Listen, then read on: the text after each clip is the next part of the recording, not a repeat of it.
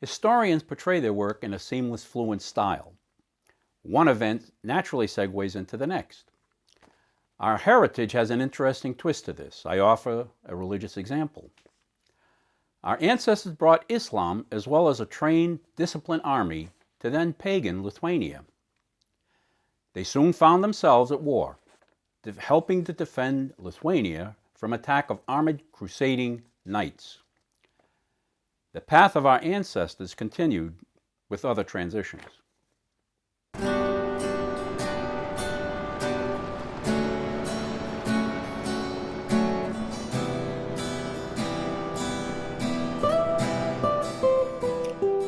Welcome to the second episode of the Heritage Series on the narrative history of Lipka Tatars who immigrated to the United States in the late 19th and early 20th centuries from Poland, Lithuania, and Belarus, referred to as the PLB.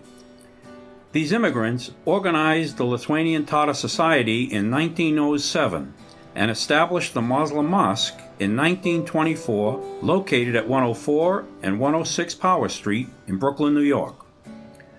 The goal of this Heritage Series is to provide a layman's accounting of our shared background and culture as American Lipka Tatars. This is a narrative history, and the information contained in these videos is taken from the published documents and known history that is credited at the end of this video. Unfortunately, the available history of the Lipka Tatars and other ethnic minorities is limited in the West. Much was destroyed or rewritten by the Romanov dynasty and later by the Soviets once they gained power. The majority of remaining documentation is written in other languages or resides in the Russian Federation. In the first video, entitled The Origins of the Lipka Tatars, I introduced the growth of the Mongol Empire, the role of the Tatars in world history, and ended with settlement of Tatars of the Golden Horde in the Grand Duchy of Lithuania. In this episode, entitled The Arrival of the Crescent in Lithuania, I will relate the importance of the Battle of Grunwald, the Tatar Rebellion, and the Tatars' assimilation into the Polish-Lithuanian Commonwealth. During the past 1,000 years, the borders of the PLB countries were extremely fluid as a result of ongoing repartitions due to war and treaties. For example, the country now known as Belarus didn't exist prior to 1991. It was first identified as a republic in 1918 and finally achieved independence in 1991. Prior to 1918, this area was controlled at various times by the Kievan Rus, the Principality of Polotsk, the Grand Duchy of Lithuania, the Polish-Lithuanian Commonwealth, the Russian Empire, and the USSR. Our ancestors lived in the PLB for more than 600 years. They started to immigrate to the United States before the formation of the Belarus Republic in 1918. Today, Tatars in the homeland refer to themselves as Tatars of Poland, Tatars of Lithuania, and Tatars of Belarus.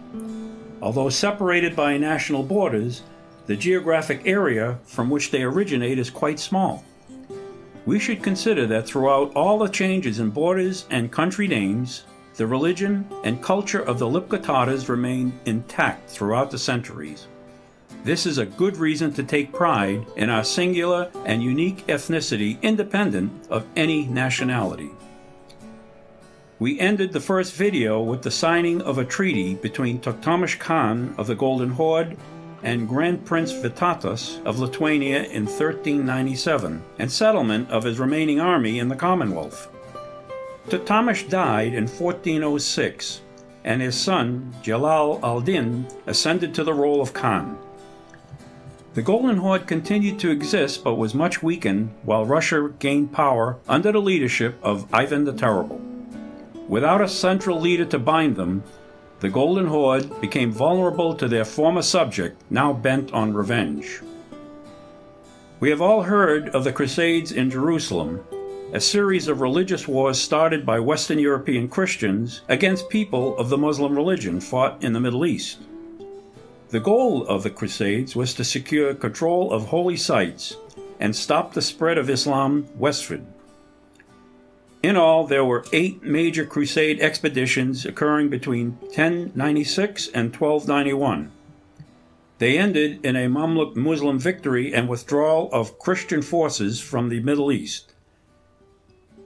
After their final defeat in what is present-day Israel, the Christian church and European royalty lacked the finances and political will to support another Middle East crusade. However, the church maintained its holy quest to expand Christianity and began a more local campaign into the largely pagan states, including Poland and Lithuania. These campaigns were called the Northern or Baltic Crusades. The Teutonic Knights was a German order recognized by the Pope in 1191 as a religious organization. In 1198, it was converted to a military order to fight the Crusades in the Middle East. After their defeat in Israel, they transferred to the Baltic region to fight in the Northern Crusades. In the early 1300s, they were established in Prussia and northwest of Lithuania, occupying areas of Latvia and the Russian state of Kaliningrad Oblast. In 1382, King Louis I of Hungary died.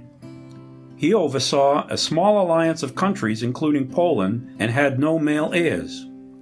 This left Poland with a succession problem, and the church seized on an opportunity. It approached its larger neighbor, Lithuania, and presented an offer for an alliance between the two countries. If completed, the new alliance and its combined army would be more powerful than Poland's existing arrangement with Hungary, Luxembourg, and the Czechs. However, a major obstacle was that Poland, a Catholic country, by merging with pagan Lithuania, made them an obvious target of the Teutonic Order. To effect this agreement, it called for Lithuanian Grand Duke Jogaila to convert to Catholicism and for him to marry Polish Queen Jadwiga. With this marriage, Grand Duke Jogaila would become King of Poland. His cousin Vytautas would succeed him as Lithuanian Grand Duke, and if successful, 3 objectives could be met. The treaty would unite the two countries. It would make Poland's army bigger and stronger, and it would likely convert Lithuania to Catholicism. This new alliance was prompted by the threat of imminent war with the Teutonic Order, and all parties signed to the Treaty of Krugwa in 1385. Soon afterwards, local skirmishes broke out, leading to a major battle confrontation at Grunwald, July 15, 1410. As discussed in the first video, the Tatar army was settled in Lithuania's northwestern territory near Vilnius. We now have a moment in history where the alliance of Poland and the Duchy of pagan Lithuania are poised for attack by Christian knights and defended by Muslim Tatars. The Teutonic Order decided to proceed with full-scale confrontation in spite of Jogaila's vow to convert to Catholicism. They didn't believe the Lithuanian, as he had history of previous conversions. The ethnic makeup of Polish-Lithuanian force included Czechs, Wallachians, Silesians, Bohemians, and Moldavians. Tatars made up the light cavalry of the Lithuanian army. Jogaila led the Poles. Lithuania was led by Grand Duke Vytautas, and Zindram led the Czechs.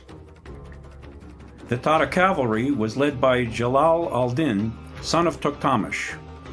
Together, they successfully executed a recognized Tatar tactic to help turn the battle to victory. Teutonic knights waited on horseback, wearing heavy armor, and grew impatient in the hot summer heat. After several taunts and false starts by the Tatars, the Teutonic Grand Master ordered his troops to charge.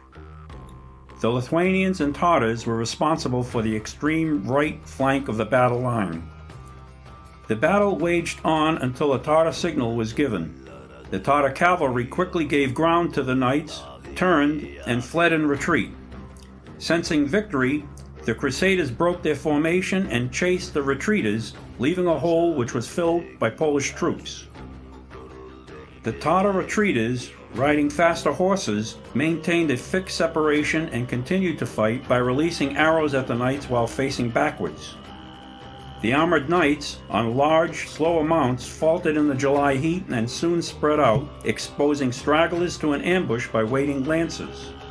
The Tatar retreaters turned back to finish the knights. They then regrouped and returned to the main battle, and the heavily armored Christian crusaders were defeated by the multinational army of Poles and Lithuanians.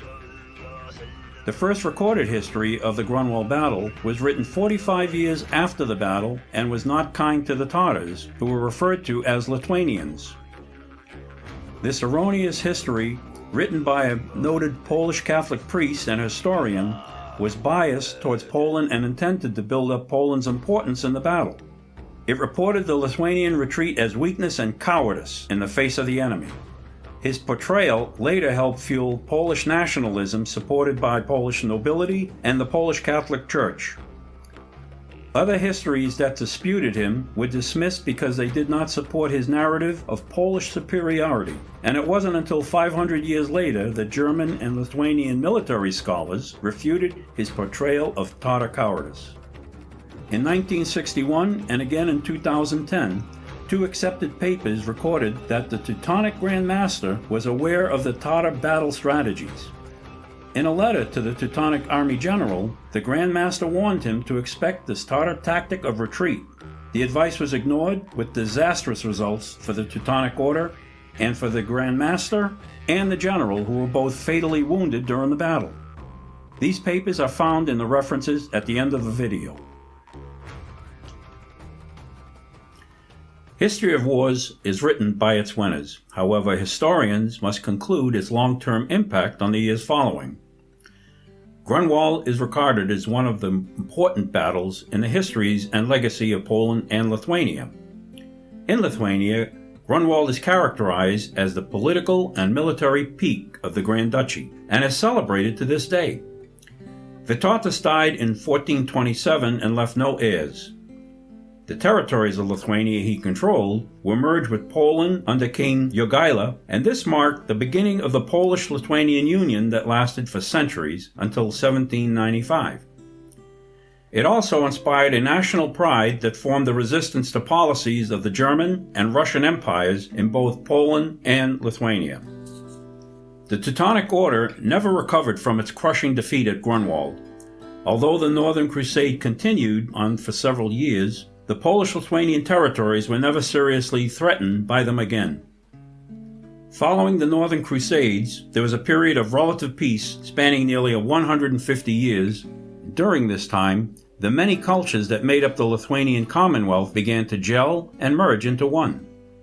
As expected, Lithuania did slowly convert to Catholicism. Today, it is approximately 85% Catholic, and the Islamic faith is a small percentage of the population. In modern documentation, establishment of Islam in Eastern Europe continues to be attributed to the Tatar warriors who first aligned with Grand Duke Vytautas in the early 1400s. In Russia, the Grand Prince of Moscow, Ivan IV, later to be called Ivan the Terrible, followed in the footsteps of his father and grandfather in collecting tribute from the lower Russian princes and forwarding it to the Tatar Khans. In 1547, Ivan declared himself the first Tsar of Russia at age 17. He consolidated a power base among other princes and rebelled against the weakened Tatar Khanates. The Kazan Khanate was the first to fall in 1556, losing its independence and freedom. The Astrakhan Khanate was next. The victories of Ivan the Terrible over the Tatar Khanates resulted in Tatars fleeing the Russians and immigrating to eastern Lithuania and elsewhere into the 1600s. The Grunwald victory legitimized the Tatars as a valued and strategic military asset, as well as an experienced and disciplined fighting force. Recognition of their importance made it possible for continued migration of Tatars from distant Khanates into Poland and Lithuania. The growth of the Tatar population added to the multinational community already in those countries. These later emigres were not a single homogeneous group. They came from different tribes and khanates. The warriors and their families tended to settle near their original clans and join local fighting units led by their former princes.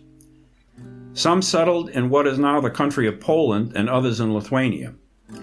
As identified previously, our Tatars were from the Commonwealth of Lithuania. More specifically, they came from the territories of Lithuania that later became Belarus or bordered Belarus. The Tatars who settled in this area in the mid to late 1500s were different from the original Tatars of the late 1300s. The culture, standards, and behavior of the newer Tatars were considered unacceptable by Polish church and nobility. Unfortunately, all Tatars were now viewed as one group, including those that settled as part of the Golden Horde under Toktamish. In 1591, Catholic King Sigismund III and Poland's Assembly passed new laws targeting all non-Catholic residents. It limited previously enjoyed freedoms of Tatars, such as they could no longer make repairs to mosques and cemeteries, nor could they resell their properties previously awarded to them. It also removed Tatars from senior military posts, an odd decision since Tatar commanders were appointed in disproportionately high numbers, including generals. It soon became known that several Tatar regiments were not paid on time, and when coupled with the removal of their granted land rights, their motivation to protect Poland began to diminish. They were right to align themselves with another power. The Ottoman Empire was one of the longest-standing dynasties in history. This Islamic-run power ruled large areas of the Middle East, Eastern Europe, and North Africa for more than 600 years. As part of their expansion, the Ottomans' goal was the domination of Europe, and their path to reach Europe went directly through Poland territories. The Polish-Ottoman War, which took place from 1672 through 1676, was a conflict between the Commonwealth and the Ottoman Empire. It was fought in the Ukraine, which is part of the Commonwealth at the time. This played significantly into the fate of disenfranchised Tatars who were expected to fight for the Commonwealth against fellow Muslims, even though they were losing their land and rights. Given the treaty betrayals by the Polish nobility and church, they rebelled. The first Tatar detachments defected in 1671 and ultimately totaled several thousand troops. The Ottomans welcomed the rebels to bolster morale of their troops as well as the strategic intelligence and tactical addition they would provide.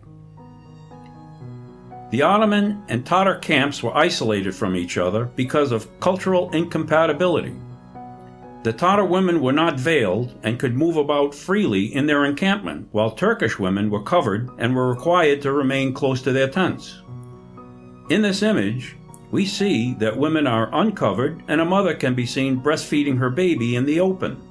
This was unheard of in the Ottoman camps, and among other things, highlights hundreds of years of Tatar assimilation in the Commonwealth. With Tatar support, the battle was leaning in favor of the Ottomans as they advanced through the Podolia area of the Ukraine. The strategy involved Tatars wearing their Polish uniforms from when they served in the army of the Commonwealth. They could move about Polish territory, taking supplies and livestock, while also spying and reporting back to the Ottomans. As the Tatars moved on, the Ottoman army followed, destroying villages along the way. This strategy was successful until 1674 at Bar Fortress in Bar, Ukraine, where Tatars were stopped by Polish King Jan Sobieski III and his army. Sobieski and the Tatars were former allies in previous wars, and rather than attack the Tatars, he offered terms that included reinstating their original rights in the Commonwealth. It declared a general amnesty for Lipka Tatars still fighting in Bar and restored all previous rights and privileges. The Tatars were permitted to rebuild their mosques, hire Christian labor for their estates, and allowed for purchase of previously non-Tatar land. They were also exempt from all taxation. In 1683, the Polish-Ottoman War ended with the defeat of the Ottomans at the Battle of Vienna, recognized as the most northern thrust of the Ottoman campaign in Europe.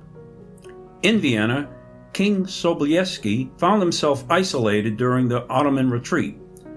Tatar Lieutenant Samuel Mirzar Sheskowski is credited with saving his life at the Battle of Parkany.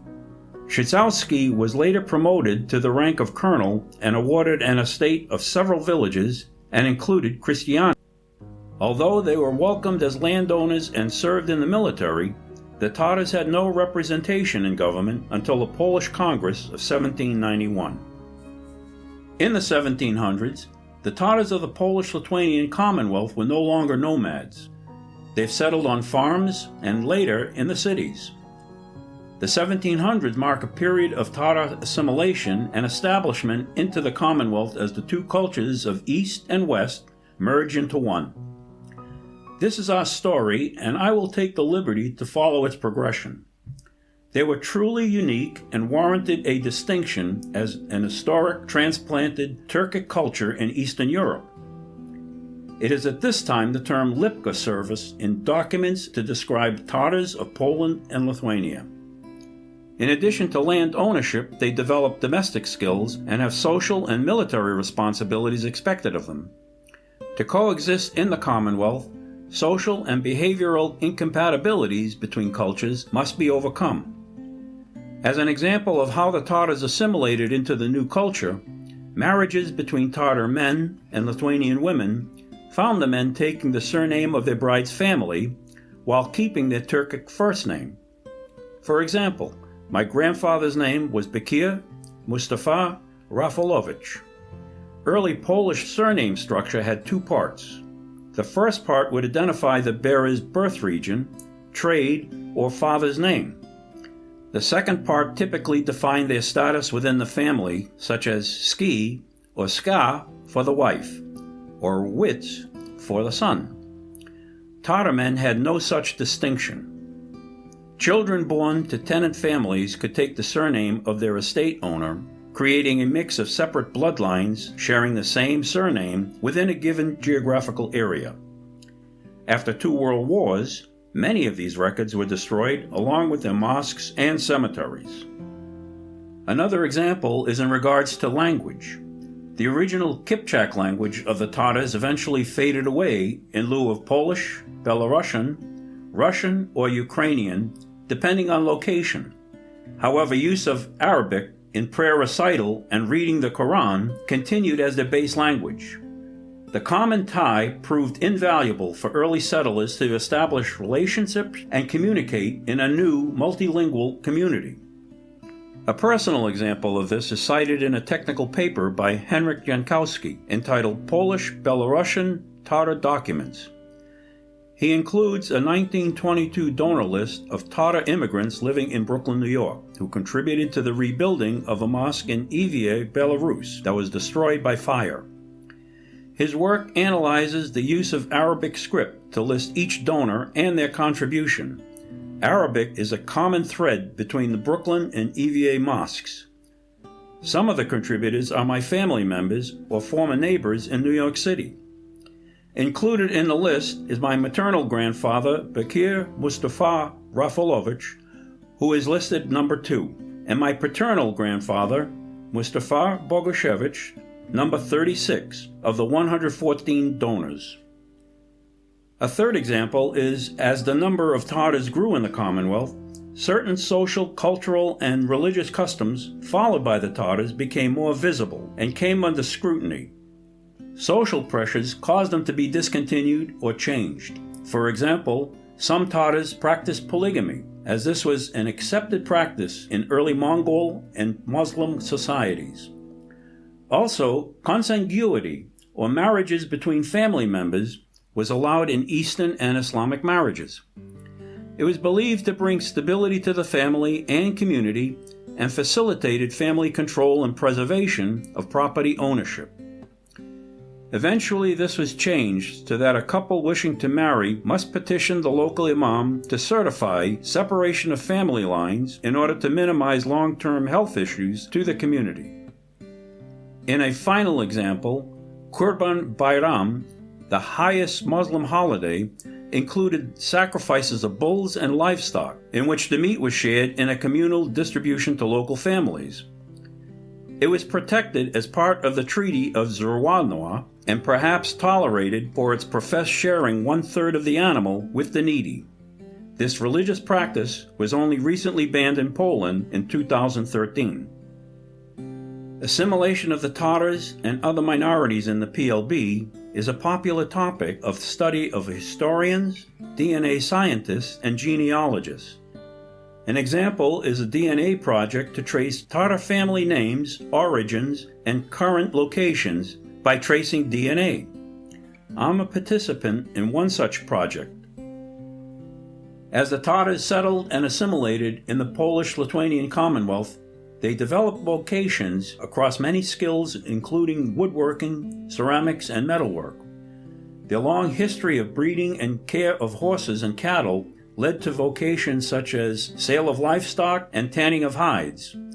They were particularly skilled at the tanning of leather. They had processes that developed durable furs and subtle leather.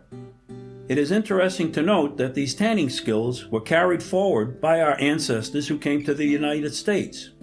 A large number of our family members who immigrated to New York City beginning in the 1890s found quick employment as furriers in the city. In the decades that followed, PLB Tatars who came to the U.S. were easily placed in the furrier industry with referral by Tatars already in the country. Several members of the American Mohammedan Society were promoted to supervisors or served as stewards in the Furriers Union. Throughout their history of assimilation in the PLB, the Tatars experienced merging of cultures and languages, political strife, and numerous wars. However, our ancestors maintained their religion, traditions, and more importantly, the use of spoken Arabic in prayers and the Quran that were primarily written in Arabic script. The Tatars who came to the PLB spoke several languages and dialect, but Arabic was a common language for them all. Other manuscripts used by the PLB Tatars contain languages in Slavic, Belarusian, Polish, and Turkic text. This shows that one of the Tatars' great strengths to the multicultural PLB were their language skills. In addition to the military roles they had maintained for centuries, the Tatars' language skills qualified them as government liaisons, emissaries, and translators to foreign missions, as well as commercial and political agents, teachers, and administrators. They were established as productive community members and contributors, as well as reliable soldiers. The culture that was established by the Tatars and the Lithuanians was brought about by the threat of war. Over time, they relied on one another, living side by side, to defend one another. In Evia, there's a museum that is a multinational museum dedicated to the ethnicities that reside there. There's also a monument in the center of town recognizing the four major religions. Of course, Islam is one. Beginning in 1772, the Polish-Lithuanian Commonwealth was split up and controlled by Russia, Prussia, and Austria. By 1795, Russia was the dominant occupier, ruled by the Tsars of the Romanov family. This signaled the end of the Polish-Lithuanian Commonwealth. By 1830, the area now known as Belarus was referred to by the Russians as the Northwest Territories. Russification was a policy first formulated in 1770 and was designed to subordinate territories under Russian rule. As new territories were overrun, Russification demanded absolute cultural dominance.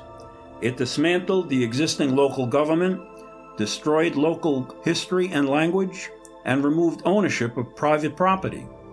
Churches and cemeteries were destroyed, including most of the mosques. It imposed Orthodox Christianity and demanded use of the Cyrillic alphabet in schools. Massive populations were uprooted and resettled to fill strategic political or economic needs. The policy of Russification continued until the fall of the Soviet Union in 1991. During its reign, Russification contributed to subjugation of more than 180 ethnicities, including the Tatars, throughout the territories controlled by the Russians. This is why much of the history of the Tatars has been destroyed or is unavailable in the West today. In this video, we've covered the history of the Tatars in the Polish-Lithuanian Commonwealth from the late 1300s to about 1800. During this period, the Lipka Tatars of the PLB transitioned from their nomadic life and permanently established themselves in their new homeland, evolving with the changing borders, alliances, and rulers. Their value as warriors continued to influence their standing in the Commonwealth, but they also assimilated themselves with the existing population and the growing number of multinational, multilingual peoples moving into the PLB. Our ancestors who had once adapted to the harsh life on the steppes of Mongolia adapted to life in the changing dynamics of the PLB. DNA analysis indicates that our ancestors represent the earliest Tatars that moved to the area and were central to establishing the Lipka Tatar culture of which we still see traces today. The Lipkas were originally located in the center of the Northwest Territory, now called Belarus, and they had no political representation. Their attempt to be independent was crushed by Poland in the west and Russia in the east. In 1916, the Bolshevik invasion and occupation took my grandmother's life and orphaned my father and his siblings. After World War I, he joined other Tatars and Belarusians to immigrate to the United States for hope of a better future.